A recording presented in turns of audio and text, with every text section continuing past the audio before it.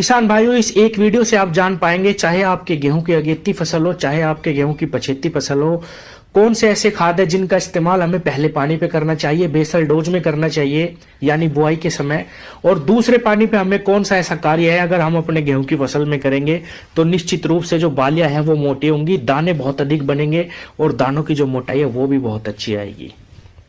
इस समय पे सभी किसान भाई अगर अगेती गेहूं की फसल है तो दूसरे पानी की व्यवस्था में लगे होंगे, और अगर थोड़ी सी पछेती फसल की गेहूं की बुआई है तो आप उसमें हो सकता है पहला पानी भी अभी दे रहे हो। तो किसान साथियों, इस एक कंप्लीट वीडियो में ही आपको सारी जानकारी मिलेगी, बुआई से कटाई तक, पहला पानी, दूसरा पानी, और कौन कौन से ऐसे काम है जो हमें अपने गेहूं की फसल में करने चाहिए बहुत अच्छा उत्पादन लेने के लिए। किसान भाइयों, गेहूं की फसल भी एक ऐसी फसल है जिसमें हमें बहुत अच्छे ब्यात, बहुत अच्छे कल्लों की आवश्यकता होती है। अगर हमारे गेहूं में ब्यात नहीं आएगा, कल्ले नहीं आएंगे, तो हम गेहूं की फसल से एक अच्छा उत्पादन नहीं ले सकते। इसीलिए हमें ऐसे खादों का इस्तेमाल करना है बुआई में और पहले पानी पे, जिससे हमारे गेहूं की जड़ें फैले और हमें ज्यादा कल्ले मिले।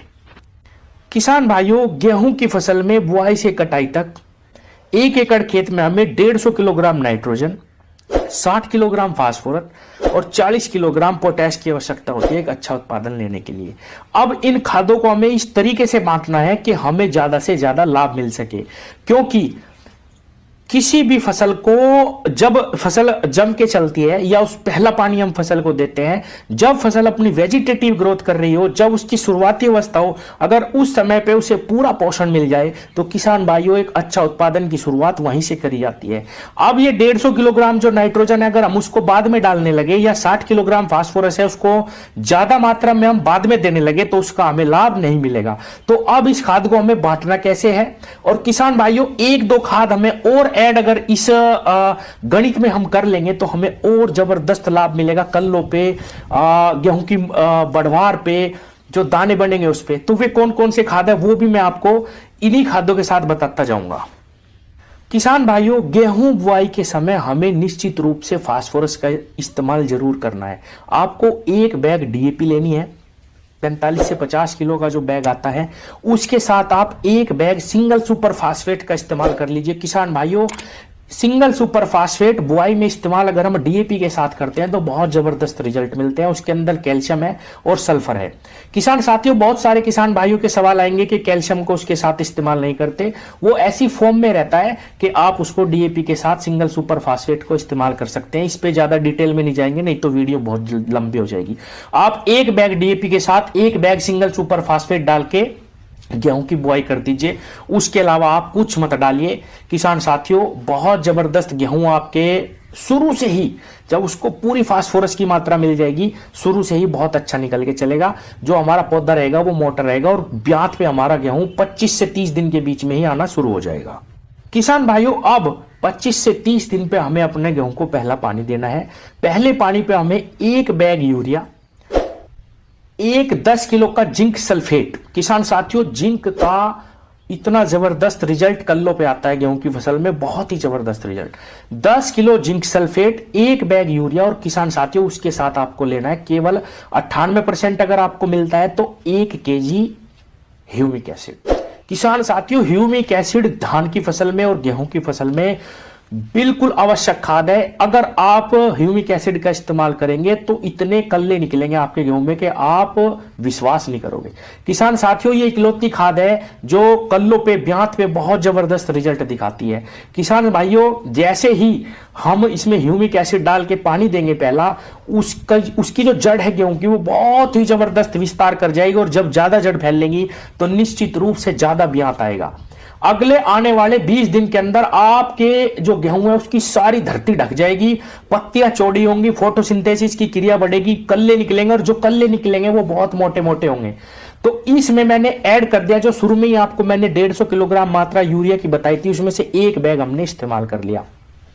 तो 50 केजी यूरिया यहां पे हो गया, इसके साथ जिंक सल्फेट 10 केजी और ह्यूमिक एसिड। आप केवल ये 3 खाद डाल दीजिए किसान भाइयों पहले पानी पे, बहुत जबरदस्त रिजल्ट मिलेगा। अब जैसे ही हम पहला पानी दें, उसके 8 से 10 दिन बाद जब आपके खेत में पैर रखना शुरू हो जाए, इतनी मतलब कैडी हो जाए जमीन कि आप उस पर चल पाए, शाम के टाइम जाके 1 बैग यूरिया का आप और डाल दीजिए दानेदार। जो हमने 150 किलोग्राम नाइट्रोजन डाल दिए हैं, वो आपको 2 बैग केवल 10 दिन के अंदर डालने हैं किसान भाइयों। किसान साथियों, आप जैसे ही यूरिया का 1 बैग शाम के टाइम डालना है, रात को सर्दियों में बहुत ज्यादा ओस पड़ती है, ऐसा हो सकता है सुबह जैसे बारिश हो गई हो, तो किसान भाइयों जैसे ही आप उसको डाल लेंगे, नमी रहेगी नीचे, ऊपर से बरसात सी हो जाएगी, और किसान भाइयों आप देखना कि अगले 10 दिन यानी टोटल 20 दिन के अंदर आप अपने खेत को नहीं पहचान पाएंगे। इतना जबरदस्त ब्यात होगा, इतना जबरदस्त ग्रोथ पे हमारा गेहूं आ जाएगा। ह्यूमिक एसिड हमने डाल ही दिया था, जड़ फैलेंगी, मोटे मोटे कल्ले निकलेंगे, पत्तियां चौड़ी हो जाएंगी, बहुत ही जबरदस्त विकास आपका पहले पानी पे ही गेहूं करना शुरू कर देगा। अब किसान साथियों आपको कुछ नहीं करना दूसरे पानी तक। अब किसान भाइयों 20 दिन बाद लगभग आप उसको दूसरा पानी देंगे। 20 दिन पे, 25 दिन पे, 18 दिन पे, जब भी आपकी जमीन मांगेगी, आपको गेहूं की फसल में अगला पानी देना है। उसमें आपको कोई भी खाद जमीन में नहीं डालना। किसान साथियों, मैंने शुरू में एक बात बताई थी कि 40 किलोग्राम पोटाश की भी जरूरत पड़ती है हमारी गेहूं की फसल में, और मैंने अब तक पोटाश नहीं बताया। वो क्यों नहीं बताया अभी बताता हूं।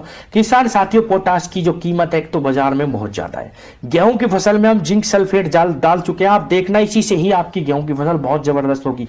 अब हमें क्या करना है किसान साथियों, गेहूं की फसल में पानी देने से पहले आप उसमें 52% फास्फोरस और 34% पोटाश की जो मात्रा है वो आपको अब स्प्रे के माध्यम से देनी है। आपका पैसा भी बचेगा और जो पोटाश हमारी गेहूं की फसल को चाहिए वो उसको मिल जाएगा। आपको दूसरे पानी से पहले एक स्प्रे करनी है 05234। अगर आप चाहे तो इसके साथ कोई प्लांट ग्रोथ प्रमोटर या रेगुलेटर ले सकते हैं, हालांकि जरूरत नहीं पड़ेगी।